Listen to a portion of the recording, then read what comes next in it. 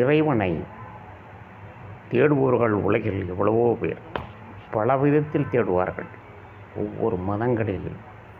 ஆனால் இறைவனை தேடுகின்ற ஒவ்வொரு மனிதரும் நாம் அதற்கு தகுதி உடையவராகிவிட்டோமா என்று தெரிந்து கொள்வதை தான் அவர்கள் ஆர்வம் காட்ட மாட்டேங்கிறார்கள்.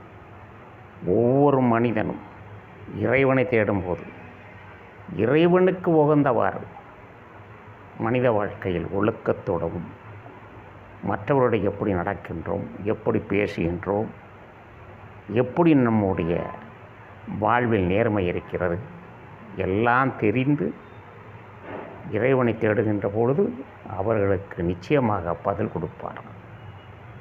இதெல்லாம் தேடாமல் இறைவனை தேடுகின்ற பொழுது பதில் சரியாக வராது.